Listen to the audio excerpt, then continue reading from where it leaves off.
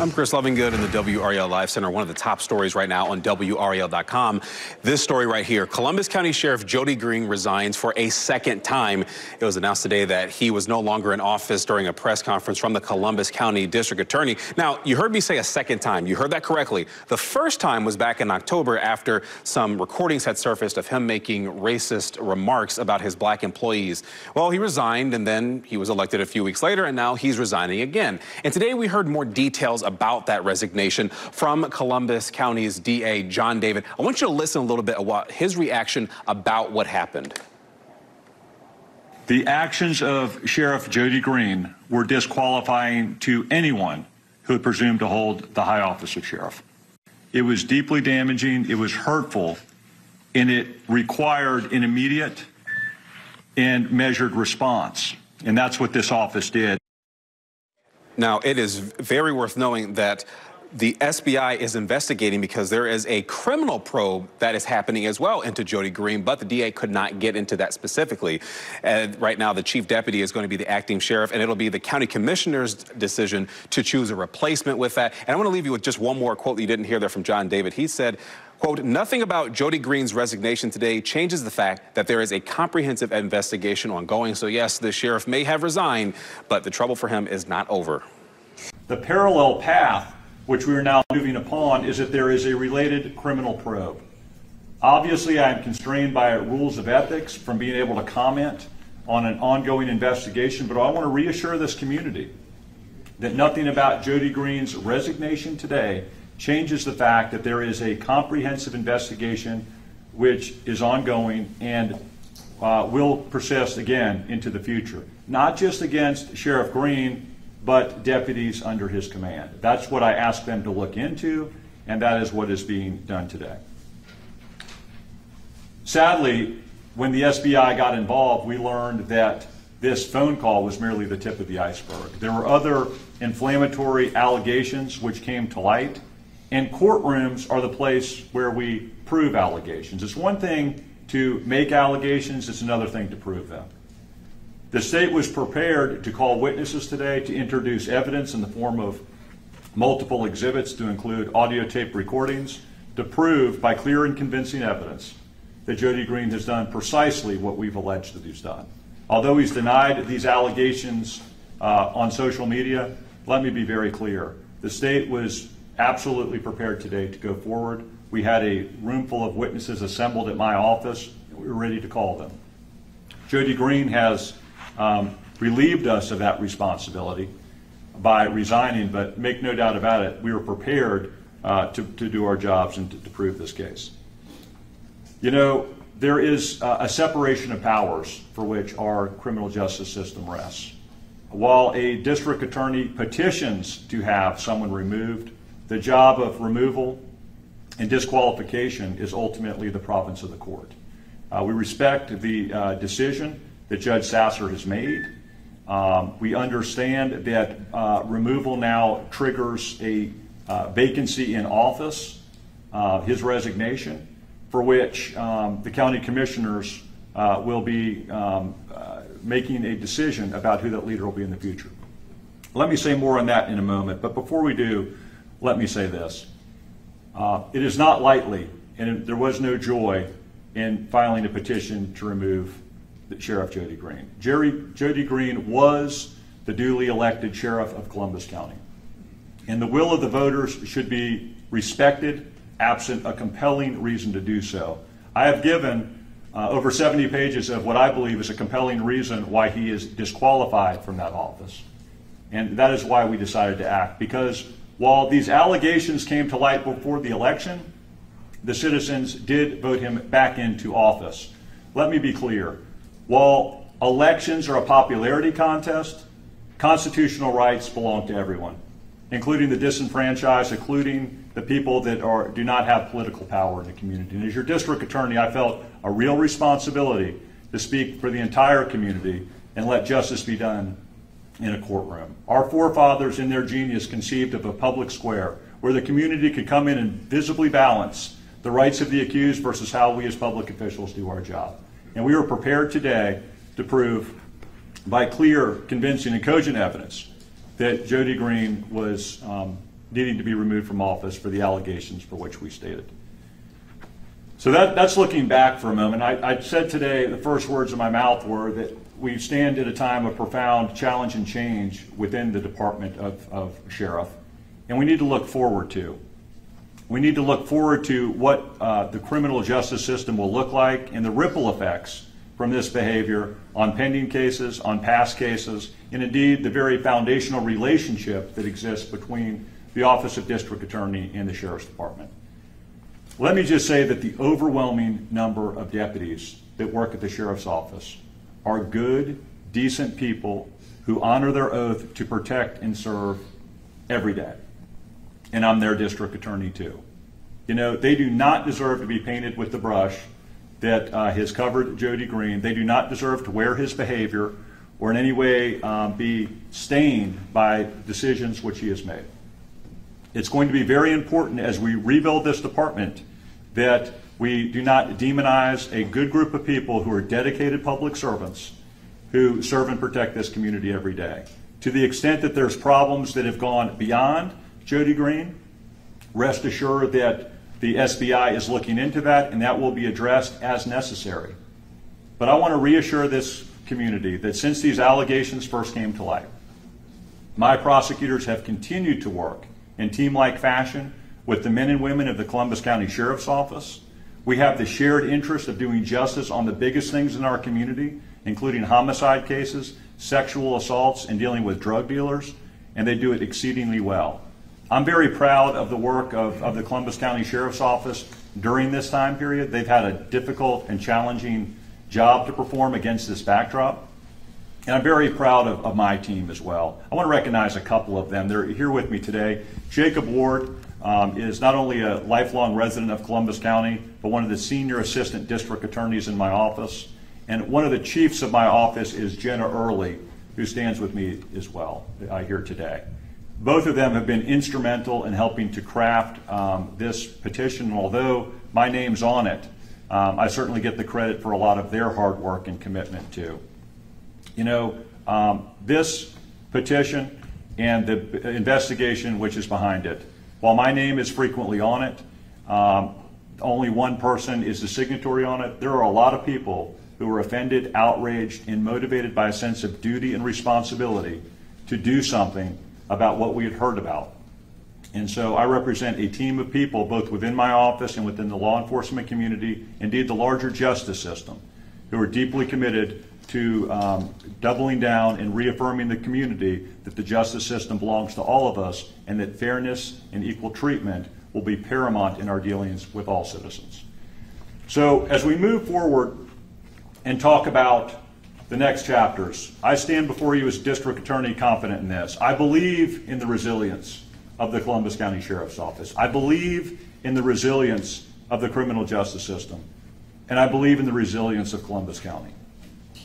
Somehow, some way, I feel like we're going to be better as a result of what has happened. I have to believe that good will come from this.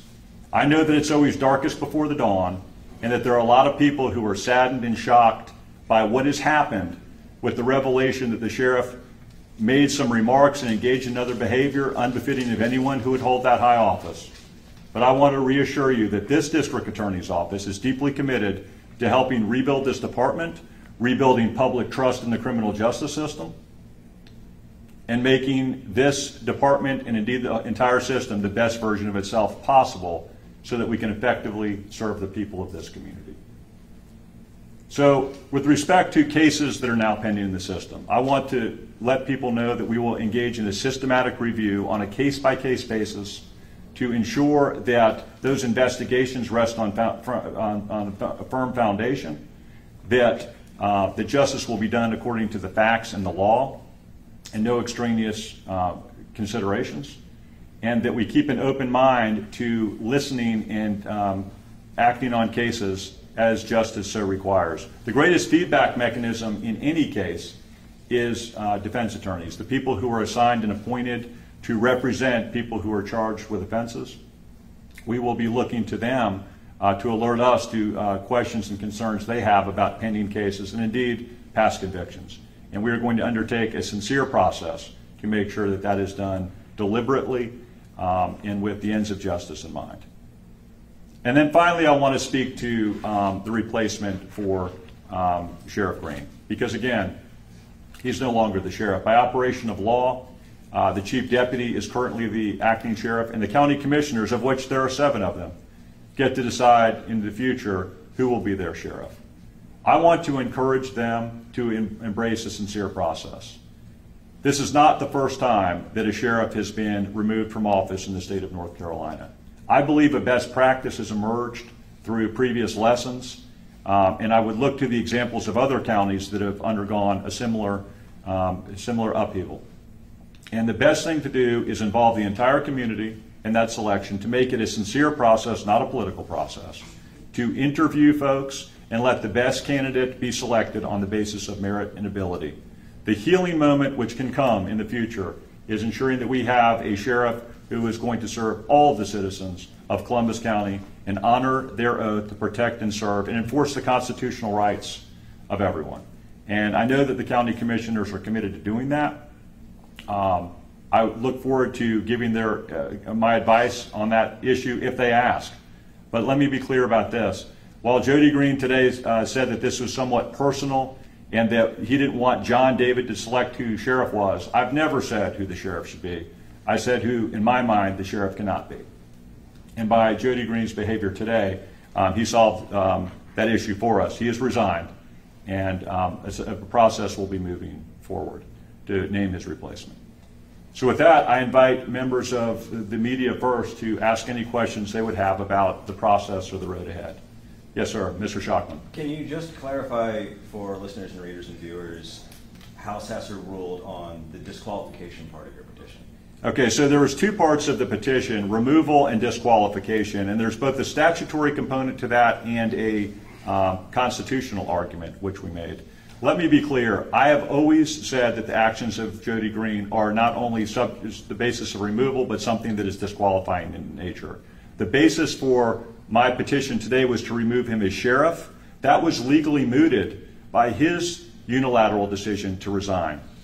And so the judge appropriately has said that is dismissed. There's nothing more for me to go forward on with respect to removal now that he has resigned, because we have accomplished our aim of removing him from sheriff, be it by a legal process or by his very resignation. There's multiple avenues for creating a vacancy in office: death, disability, resignation, or removal. And so it is legally mooted. He has not ruled on the issue of disqualification.